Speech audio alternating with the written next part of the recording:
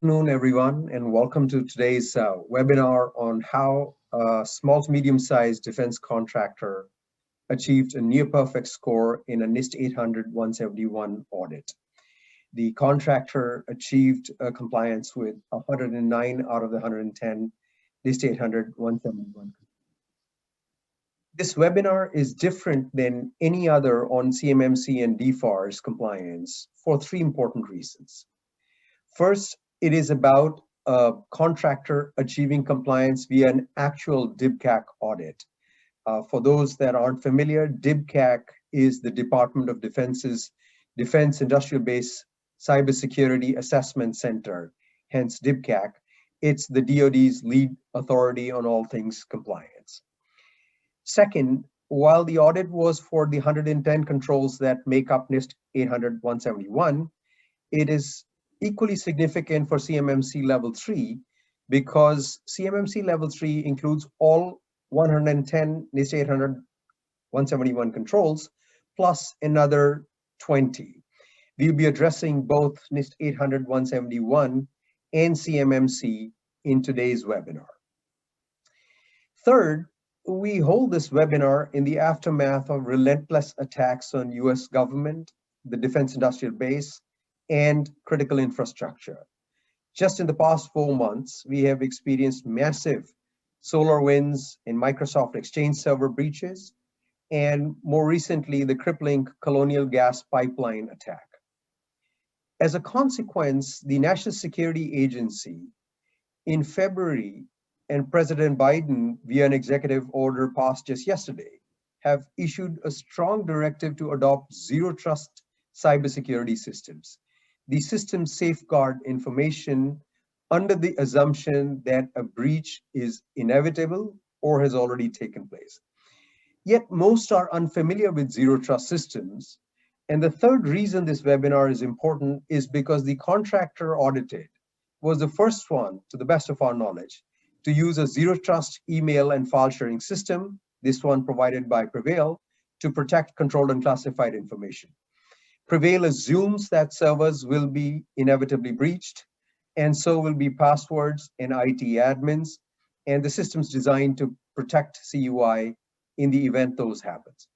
The audit is therefore significant because it validates that a compliance program that emphasizes a security-first approach can be accomplished with relative simplicity and at a low cost. Compliance without state-of-the-art security in today's environment serves limited purpose. Our principal speaker today is Dr. Jose Nito. He's the co-founder, he's the founder of PC Warriors, a leading provider of cybersecurity and compliance services. Dr. Nito is a CMMC AB certified provisional assessor and trainer. He's a former Department of Defense special agent, a US Air Force veteran. He's a highly accomplished information security and IT manager with over 20 years of diversified experience in information assurance, cybersecurity, blockchain, network administration, and management of IT operations. He was hired by the defense contractor that underwent the audit to help prepare them for and navigate the DIBCAC audit. Jose Nito has a PhD in cybersecurity in addition to his extraordinary credentials in compliance. The format of today's webinar is a series of questions to Dr. Nito on the step-by-step approach taken by him to prepare the contractor for the audit process, and the key learnings. These were questions that were submitted by the audience, and we have assembled them. And so it's primarily a question and answer session for Dr. Nito. We plan to allocate over 20 minutes at the end of the webinar, or after Dr. Nito has addressed the questions, to take live audience questions. And after the webinar, we'll also have a breakout session where Dr. Nito will be available to answer additional questions for about another 30 minutes. We will also be providing a written case study to the webinar registrants. And for those interested in Prevail, we will also be available after the webinar in the breakout session to answer questions and demo the system. So just a few words about Prevail, since it was a system that was used by the contractor.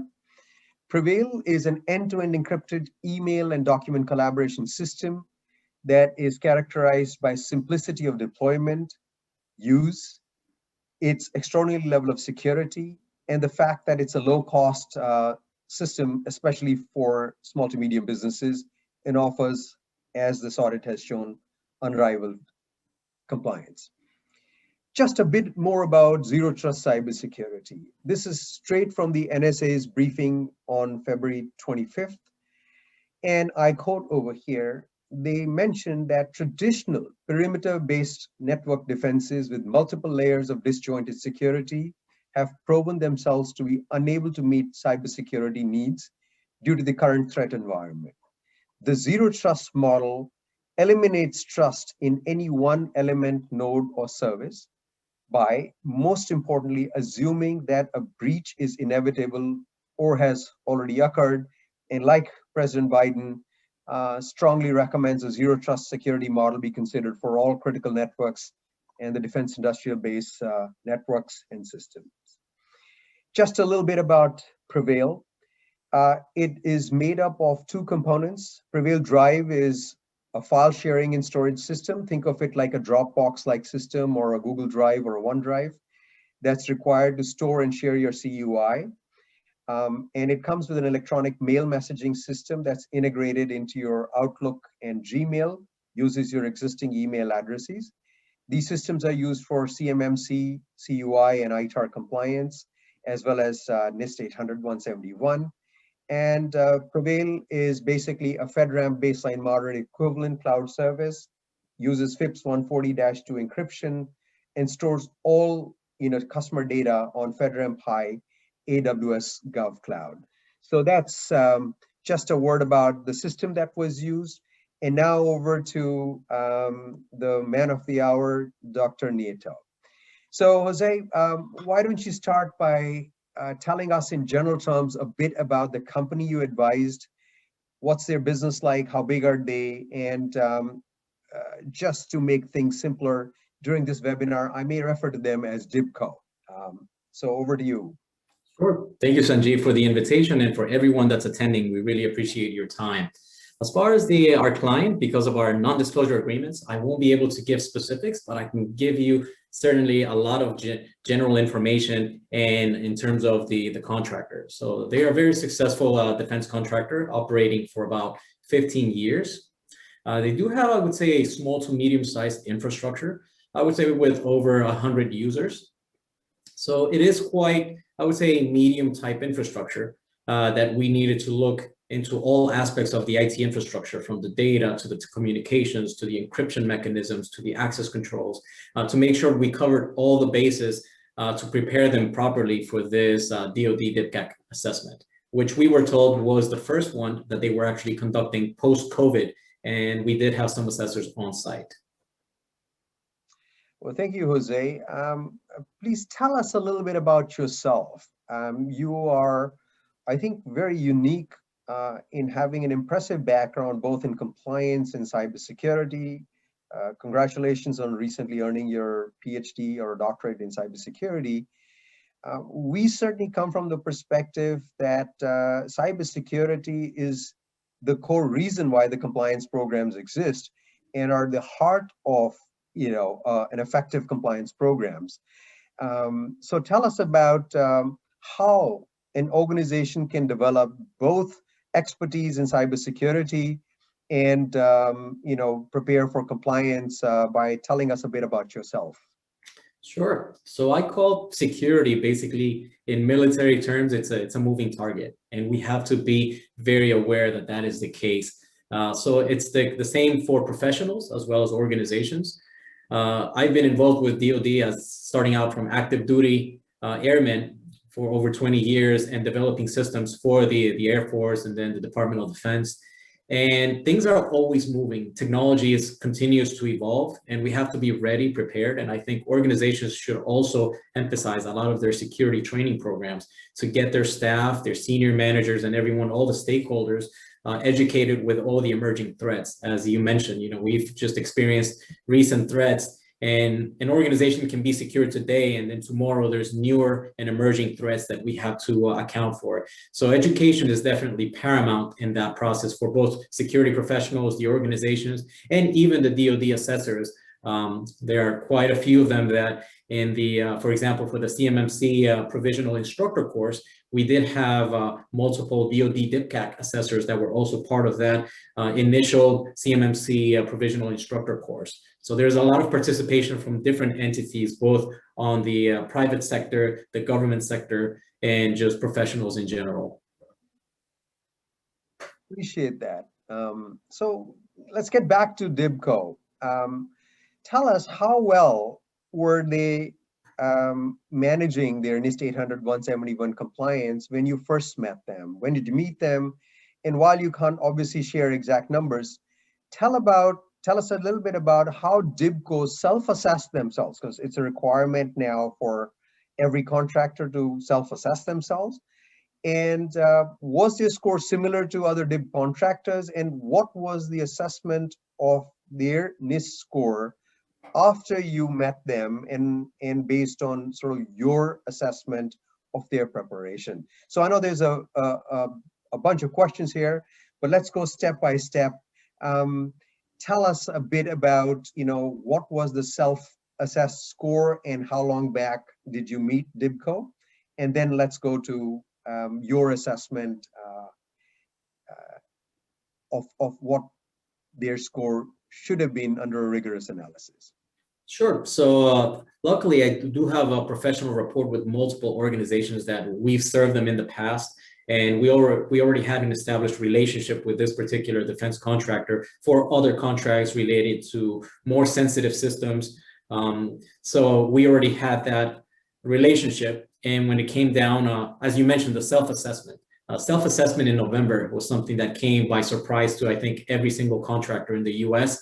And with less than a month to really conduct the self-assessment, to upload the metrics to the SPUR system, I think the government provided guidance, but that guidance was not detailed enough for all the contractors to truly comprehend the scope. And the scope is one thing that's going to come up on it again and again.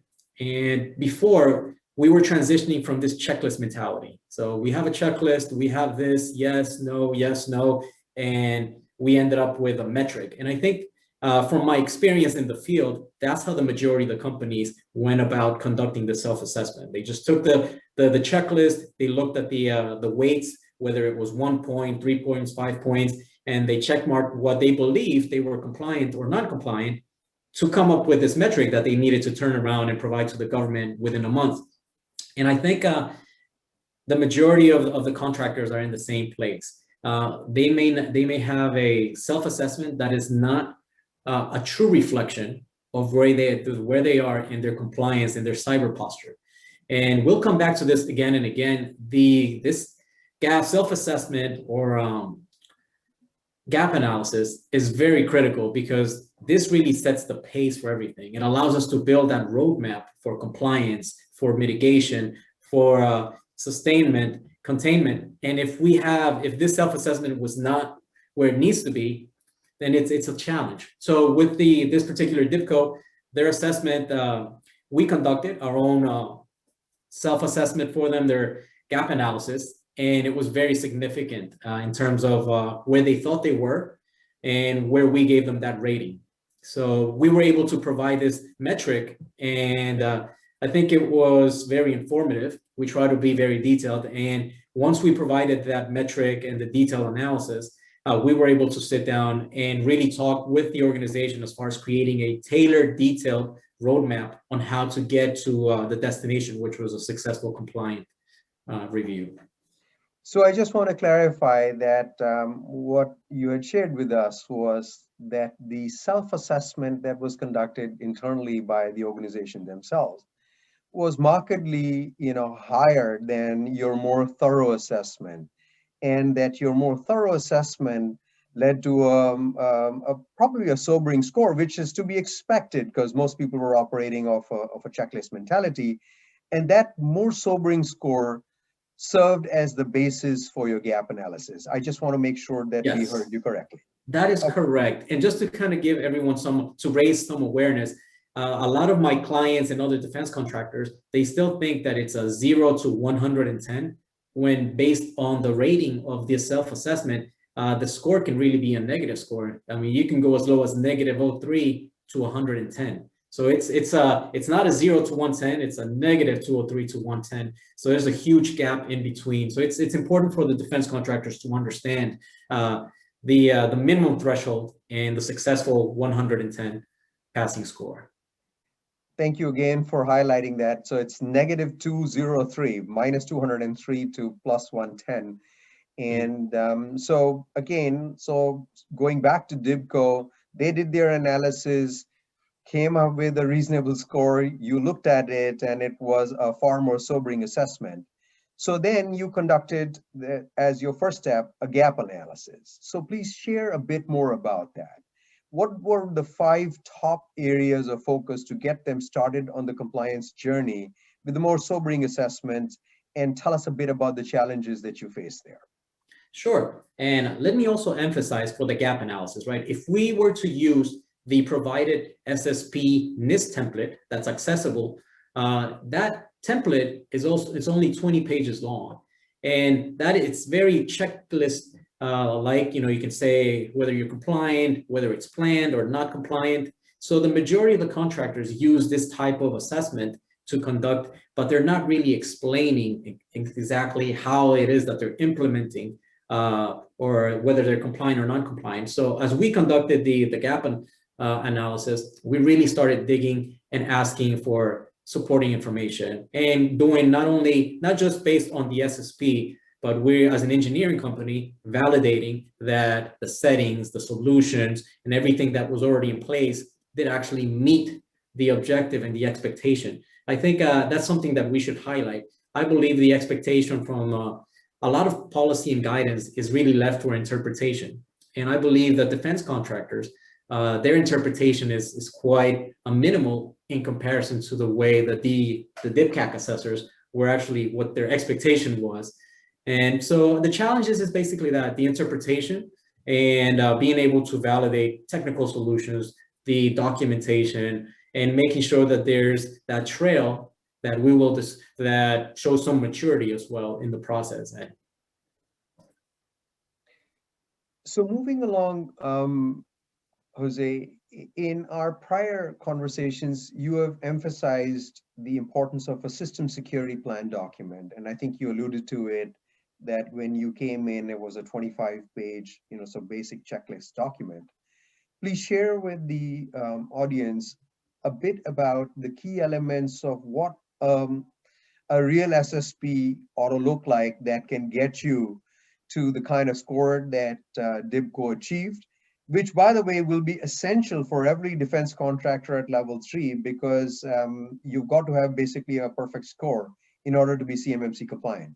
So what does such a system security plan document look like for a really secure organization, one that is basically at the level of perfection for NIST 800-171?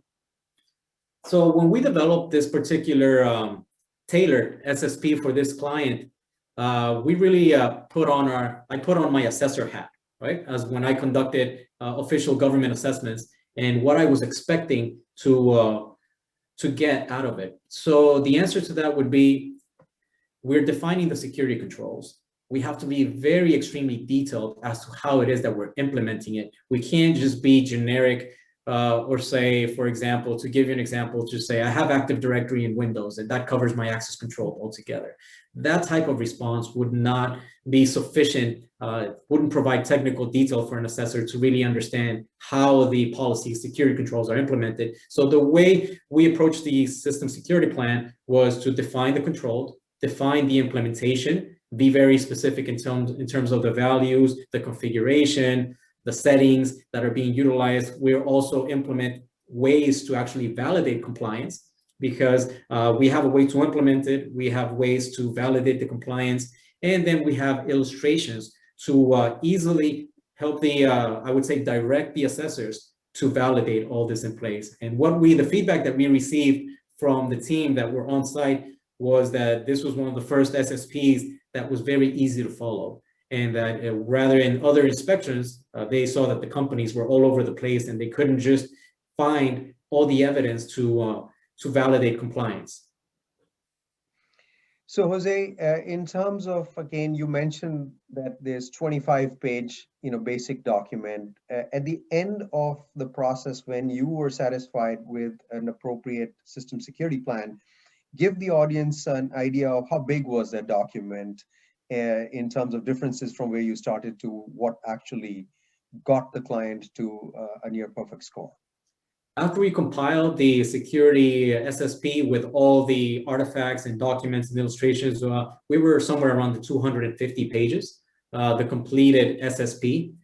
And even then, there was still additional documentation that was still requested from the DoD assessors. So even it was more than a tenfold, and we still had additional information that after the fact, we were still adding some more additional documents. And it's important to highlight that when we conducted the self-assessment, and then as we transitioned, built the roadmap and began helping our client, they thought that we were very strict, and we kept asking them for more artifacts and more documents and more evidence. But I would say that at the end of the assessment, they understood that what we were asking them was actually what was expected. It's not that we were going above and beyond. That was the expectation from the DoD assessors, and they were very satisfied with the compilation of this system security plan. Well, thank you, Jose. So briefly, DIBCO used Prevail as their primary mechanism to store and share CUI in emails and files. They were using as I understand, Office 365 commercial, basic framework, and then used Prevail email and file sharing as an add-on. Could you describe a bit about the considerations that led you to that choice, and what made it easy for them to deploy Prevail in their environment? How long did it take to deploy them and get onboarded, etc.? And then we'll go on and compare and contrast that with other solutions as well. Sure. So I would say my recommendation, and not just from me, but it's basically a consensus from a lot of security professionals, that at a minimum, it really takes a company, I would say 6 months to a year to really prepare for maturity, implementation, and compliance.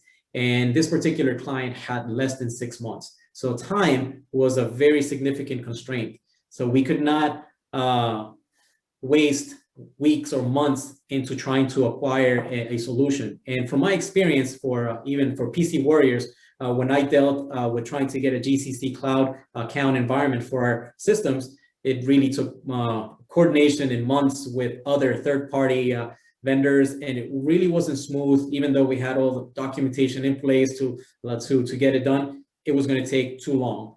And the same thing, as we acquired Prevail for our solution, it was a lot quicker. So going in with our client, we put all the solutions, and then we evaluated the time. Then it became a matter of also the migration costs. Since they are a larger infrastructure, migrating all their email communications and storage capabilities and SharePoint, what have you, all these mechanisms, the migration was not going to be a simple migration. And at the end of the day, also cost was a factor. So I think those three: time, migration complexity, and cost was one of the reasons we decided to deploy Prevail for this particular contractor. And it was a successful decision. Well, thank you, Jose. So moving along again, the significance of, GCC High and Prevail are that these are core technology platforms for storing and sharing CUI. And we actually at Prevail think pretty highly of GCC High. It's very capable and a compelling path to achieve NIST and CMMC compliance, as do we. Could you share with the audience some of the pros and cons of both these systems? GCC High has certainly many benefits as well. So as an organization thinks about, choice of a technology platform, how would they how would you guide them to choose one versus the other? Right. And what I must say is that we have both platforms. So I think I can give you a very neutral discussion because I've used both platforms. So on the GCC High, it does have the mechanisms. It was built to deploy this, but I think, like I mentioned before, time, if you need to deploy something right away, that is going to be a challenge. That's the way it was. I would say in terms of support, for me as an engineer, if things are not ideal and we have to troubleshoot, that support is also very key. So for my interactions with Microsoft in numerous times, and I'm being very transparent and honest, is I've called their number to remedy minor things, and sometimes the tech support people are not necessarily, do not have access to the GCC High environment. I get I reach the plain public Azure, and they cannot even see my accounts on the GCC cloud. So I would say the support, and I'm speaking my professional edition, has been a little bit challenging, and Prevail on the other side, we've had great communications with the tech support, and even throughout the assessment, even the assessors were able to contact the Prevail support team and get timely support. So those would be my observations on the two platforms, and also simple to use as far as the mobile platforms, as we utilize also encrypted email on our mobile platforms. Well, thanks, Jose. Moving along, back to the audits now. How long did it take DIBCO to get ready for the audit? I believe you said about 6 months of preparation, but I wanted to be clear of getting an answer on what was the process to be prepared for the audit in terms of duration. So I would say my recommended time frame is 6 months to a year. This particular contractor actually had less than 6 months. I can't disclose the actual time frame just because of NDA and the assessment. So they actually had less time, less than 6 months. And when that happens, we normally tell our clients we only have 24 hours in a day. So the only way as a project manager to be able to mitigate and deploy was to add more manpower. So if companies have less than 6 months, then there's going to be a lot more manpower that needs to go in to analyze the administrative side, the technical side, and it becomes a little bit more, I would say the efforts are amplified if you have less than 6 months to really deploy and to get prepared for an assessment. So more on the audit. Can you explain now, once you were prepared, what was the audit actually like? How big was the audit team? How long did the audit take?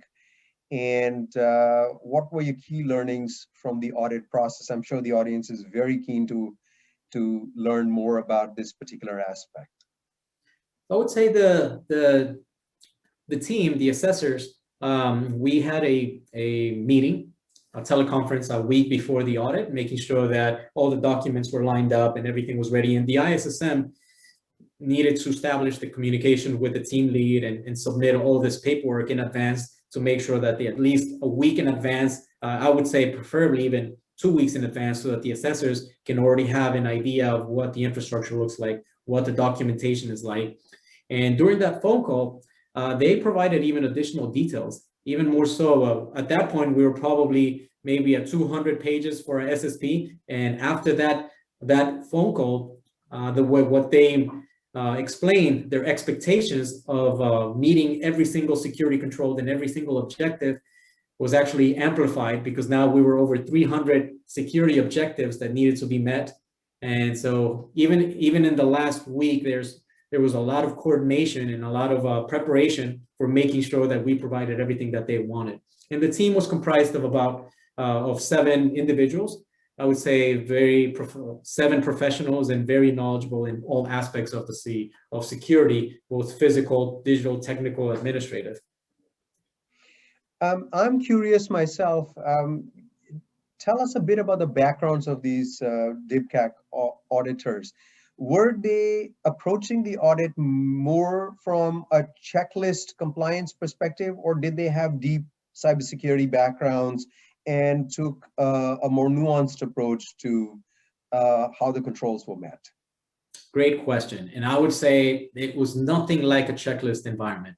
These professionals were experts in their fields, and they wanted to dig deep, whether it was at the firewall level, at the settings, and the explanation, the justification, and then also making sure that the technical infrastructure matched the administrative.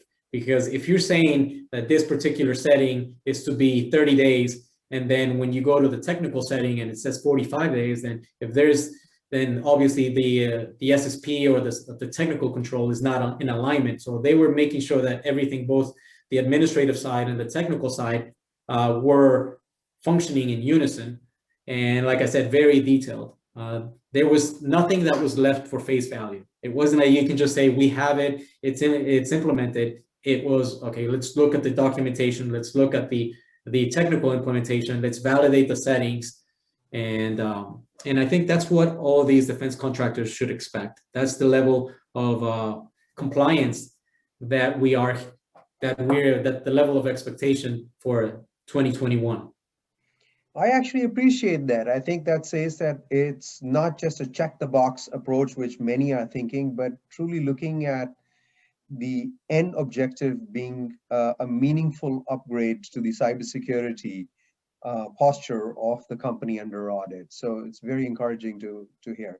Yes, and if I may add, before we move away from this topic, I would like to add the fact that I think that is, the ultimate goal. I believe the defense contractors, compliance shouldn't be their primary focus. It should be a secondary focus, but the primary focus should be to really strengthen their cyber posture and protect their information, protect their systems and their operations. And by doing that, the byproduct of that is that they will have great compliance.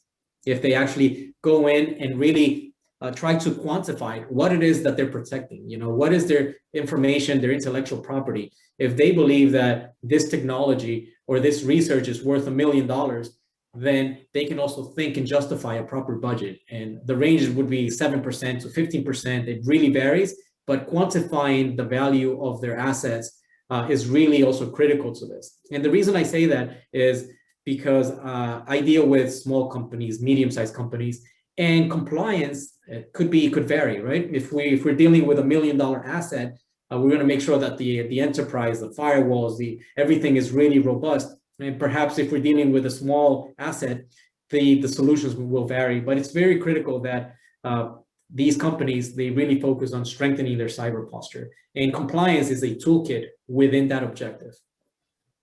Very much appreciate that, because I often get a little frustrated when I hear many folks, articulating, well, it's just to check the box and, it's okay to have physical security to protect your CUI, which defies logic in the face of the relentless attacks, because the whole point of this exercise is actually cybersecurity. So moving along, we were actually, again, even Prevail was unaware that the DIBCAC team takes a holistic and a cybersecurity first approach. And it was interesting that during the audit, the auditors reached out to us.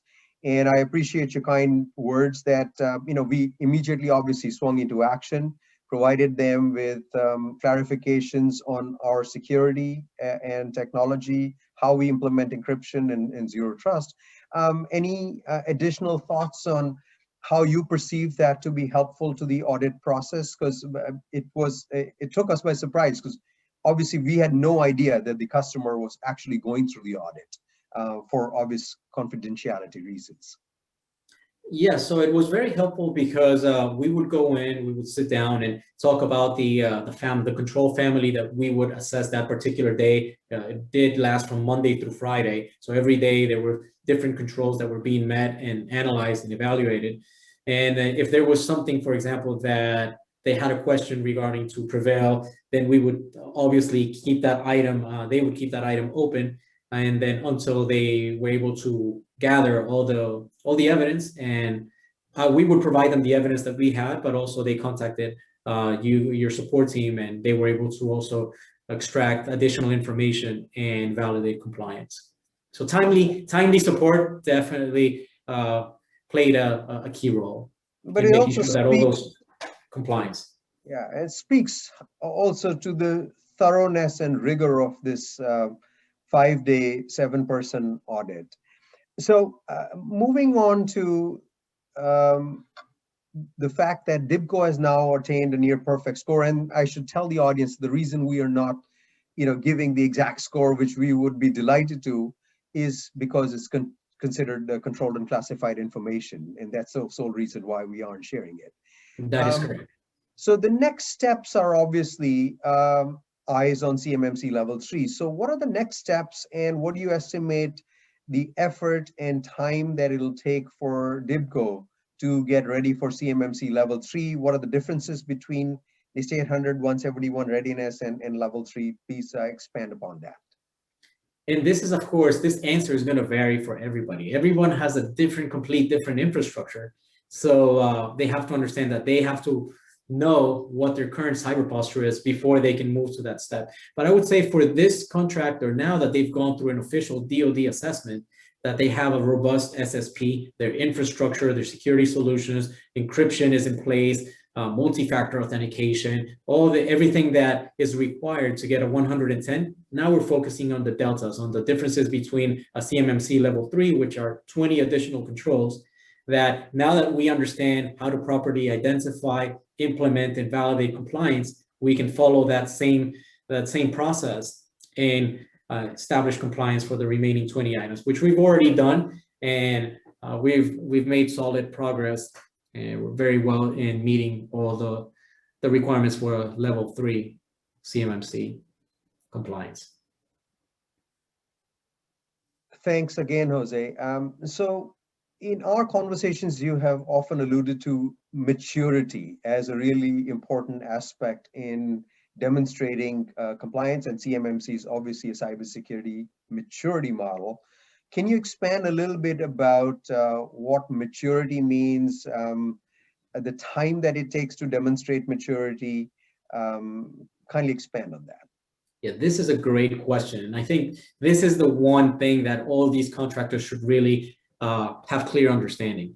So let's say that today you go in and you identified where the gaps are, and you buy all the devices and security solutions and administrative documentation. At that point, you still don't have maturity, because what these DoD assessors were looking for is, if we said they wanted to even go back, when was the last draft of the SSP? And we had to show, this is where we started, this is where we are. So there is maturity, and you can see the growth. But if we didn't have that initial SSP, then you can't go to 0 to 100 without showing the progress. The same thing is, let's say that the organizations have never had a vulnerability assessment, a formal vulnerability assessment by a third party, or maybe a pen testing. Maybe they had that a week before the assessment. Well, how can they validate that they have maturity in conducting vulnerability assessments and pen tests throughout, the assessment for the year before and the year prior? So these are the things that, straight from the assessors, they said that the one thing that cannot be faked is maturity. You can tweak settings, you can add documentation, but if the companies are not planning ahead of time and doing all these processes, and also validating it, with whether it's letters, memorandums of understanding, memorandums of records, it's going to be very hard to prove that maturity. So I would say, I say that the SSP is like the blueprint for building the perfect security plan. But if you and we need to follow all the actions, all the events that are within that SSP, and to find that maturity and the evidence. Well, I think that speaks to the importance really of starting sooner. So there's a lot of folks that are saying, well, let's wait and watch, etc. 15 programs are going to go up for some level of CMMC, compliance. And at the end of the day, once the process starts and auditors are ready for CMMC, it's going to be very hard to make up for lost time. So I think what you're saying in simple terms is start sooner. That is correct. Don't wait. Because you will not be able to go back in a time machine and conduct these activities that will demonstrate maturity. Which brings me to the very last question that I have for you before we open it up to the audience. In very general terms, in the end, what were the key drivers of success? What were the key areas that a company ought to focus on? And could you give some concluding remarks on both the process, the important areas of focus to drive compliance, and the audit process? We'd love to hear your concluding remarks. Sure. So I would say the first thing, that the most important step, is get a good gap analysis. And the reason I say that is because that is the foundation. And if your foundation is inconclusive, incomplete, then all the mitigation efforts are going to be incomplete. And then that's going to cost more time and more money in the long run. I'll share with one instance. We were hired by this contractor who already had a gap analysis by another cyber company. And when we conducted ours, we still found deficiencies. So if they would have gone with the initial gap analysis, I think their understanding of their existing cyber posture would actually lead them to an incomplete mitigation strategy. So that gap analysis would be the key. The second one is that SSP, right? We talked about the NIST template, which is only 20 pages. That would not be sufficient to justify and to present compliance and maturity. So having a very comprehensive and detailed SSP is also the key to make it easier for the assessors, so that the assessors can follow it properly and get all the artifacts, the illustrations. So I think that was another success factor. I would say getting the timely support, in this case by all the products that are implemented, Prevail being one. We had that timely support. Another analogy that I have is here's the importance of the ISSM. So the ISSM is the person that even before the assessment is communicating back and forth with the DoD DIBCAC team. So sending documentations through encrypted means. A week before the assessment, the ISSM needs to conduct a proper test so that we can connect to the DoD systems. And if you have to screen share it for the other assessors, you can do that. So that ISSM needs to be technical savvy, needs to understand compliance, needs to be able to, I would say, respectfully also speak about the settings, and in some instances be knowledgeable enough to challenge. If the DoD assessors perhaps are not comprehending some particular security control, the ISSM needs to be able to address the information and the compliance, and we did, and it was a great interaction between the DoD assessors. And in this case, I had the opportunity to represent my client as their ISSM. So I was able to, in some cases, challenge some of the determinations, and obviously justifying it with the proper documentation and screens. We were able to justify our implementation, and we got those points. So the ISSM is really the key as well, a key player in the assessment process. So just could you kindly spell out what an ISSM is for those that aren't familiar with the alphabet soup here? Sure. ISSM is the Information System Security Manager. And that person is the key point of contact for everything security related and also technical. So it really takes a certain type of understanding of both technical and compliance at the same time. Well, thanks so much again, Jose, for sharing your insights. And we move to a ton of audience questions. I'm going to start with a broad one from James Pym. And it says, do you feel that the DIBCAC audit process will mirror a CMMC Level 3 assessment? What are the anticipated similarities and differences? I do anticipate that they're going to be very close, because also the DoD team, towards the end of the assessment, they did ask some CMMC questions that they said, this is not part of the assessment, but these are part of the CMMC additional requirements. And the level of detail, yes, I believe so. And I can say that as a CMMC provisional assessor, the current assessors that were selected, they're very skilled professionals that they know technology in and out and compliance. So they're looking for that level of detailed and compliance in all the security controls. So I would say yes. Second question, now getting a little bit more technical. It's from Neil Gopalani. He asks, how was the boundary of the NIST 800-171 assessment determined? And what was the scope of the system components? That's another key question. Scope is very critical in having clear understanding what exactly is the scope. And we can base scope on multiple, it's not always so clear. So scope could be down to a certain number of machines. Scope could be also considered in a particular subset of users. Maybe a certain subset of users are the only ones that will have CUI. And then the same thing into devices. Maybe I have a subset of devices or storage that is specifically for CUI. So in this case, for this particular contractor, it was, I would say, a massive undertaking because the majority of the work that they conducted was in scope. So it would be easy if I have 1,000 machines to just say, oh, only 10 machines are in scope. But in this case, the entire infrastructure was basically in scope. And that made this particular mitigation efforts and assessment actually a lot more exponential than a smaller contractor.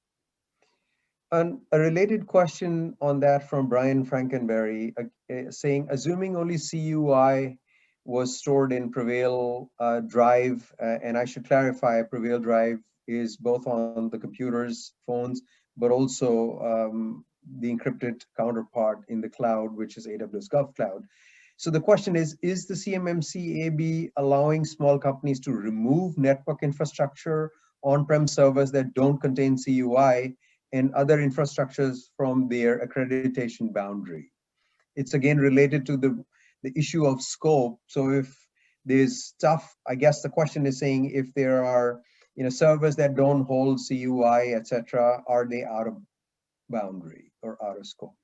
So I'm going to answer that with my professional opinion on that. If I was the assessor looking at that, is first of all, there would have to be a clear delineation of what's in scope and what's not in scope. That should not be done like the week of the assessment. If the contractor is trying to remove something the week of the assessment, and probably that does not show maturity or clear understanding.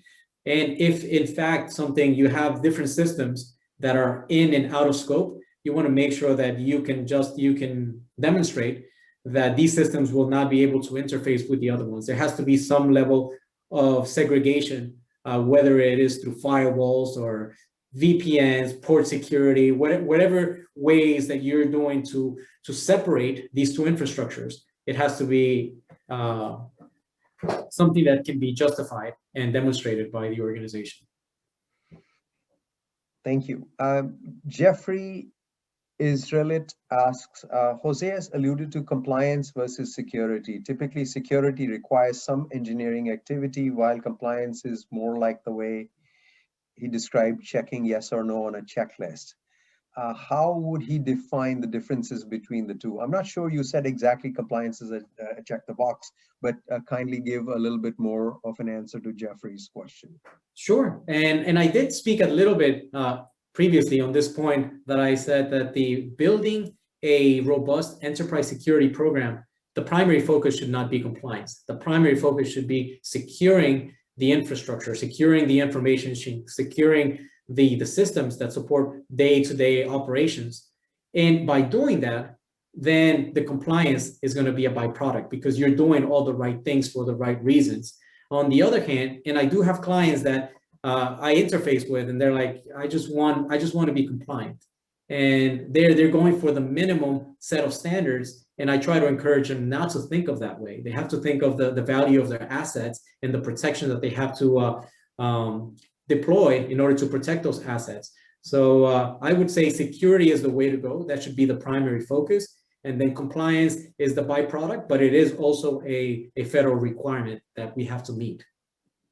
But I think I wouldn't say one versus the other. I would say security and compliance should work synonymous to both secure the infrastructure and meet government requirements.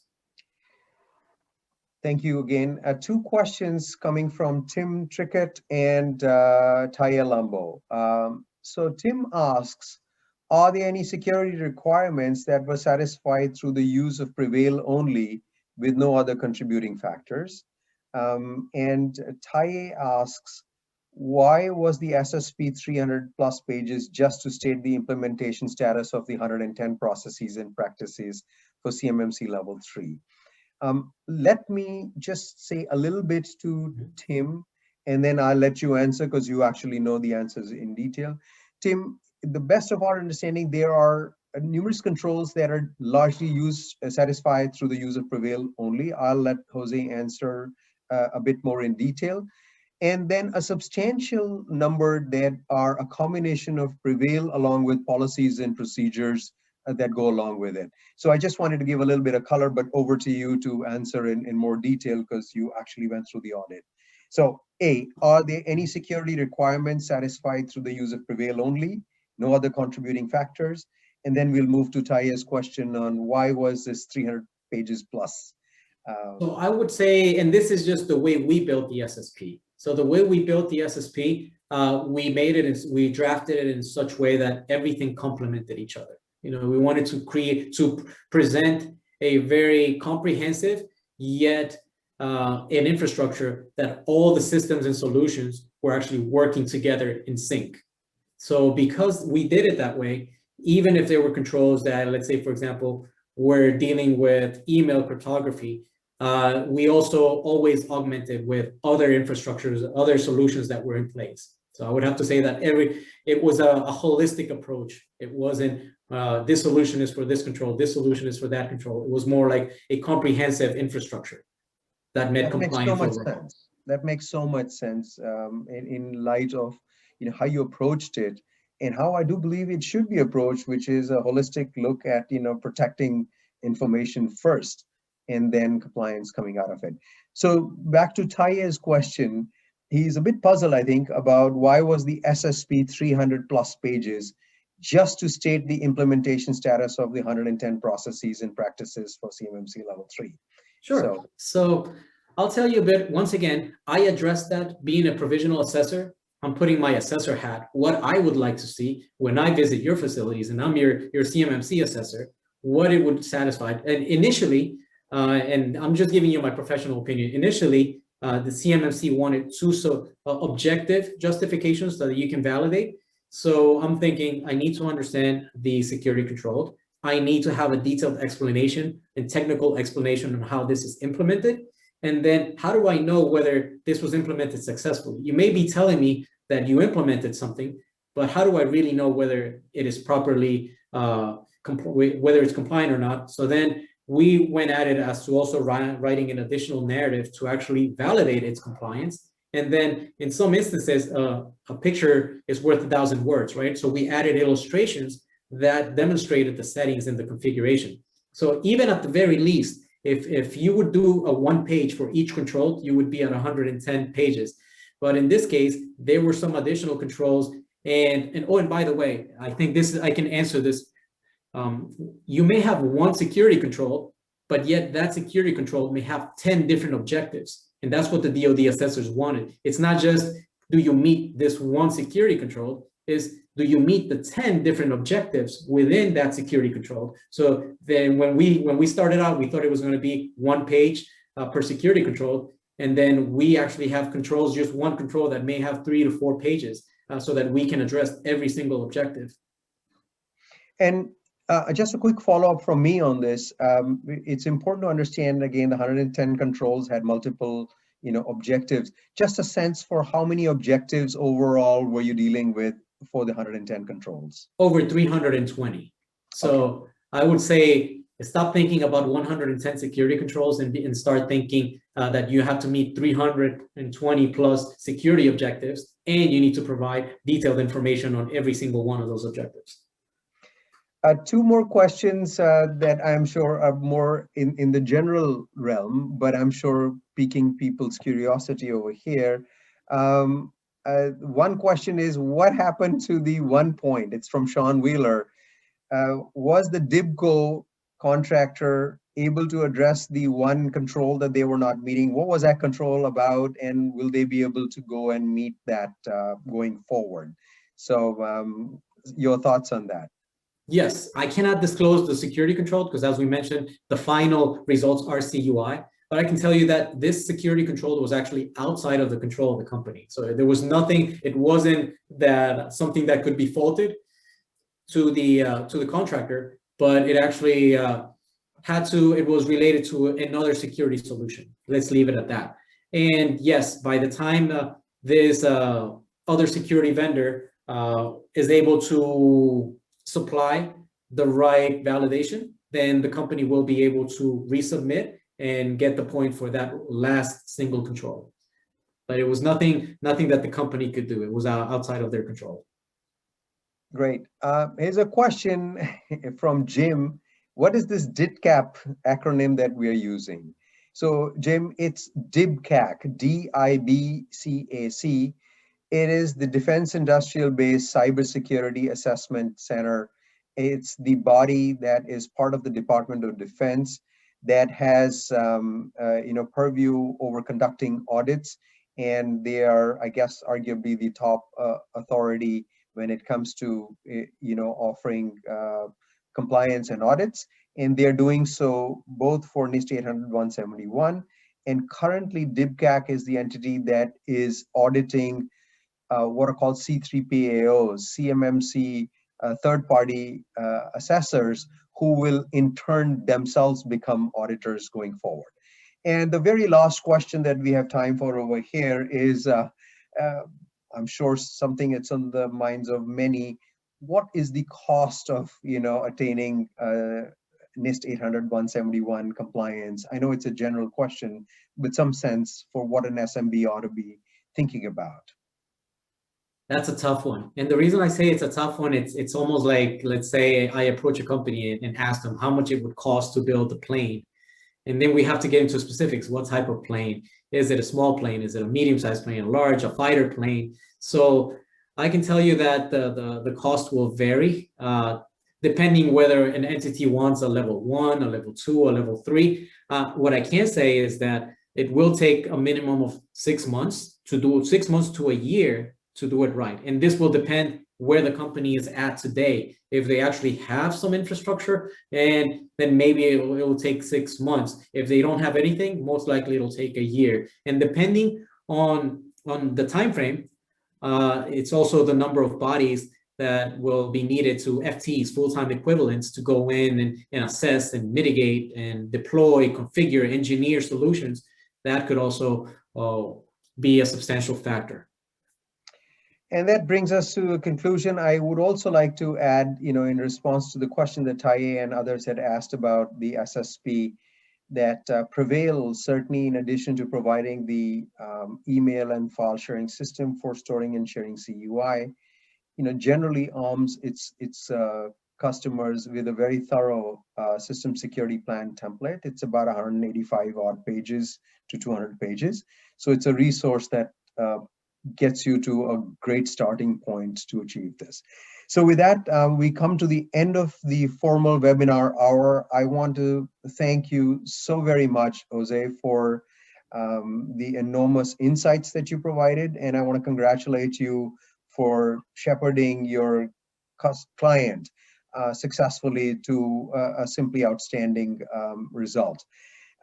With that, we come to an end to the formal session of the webinar, but Jose has kindly agreed to stay on for another 30 minutes.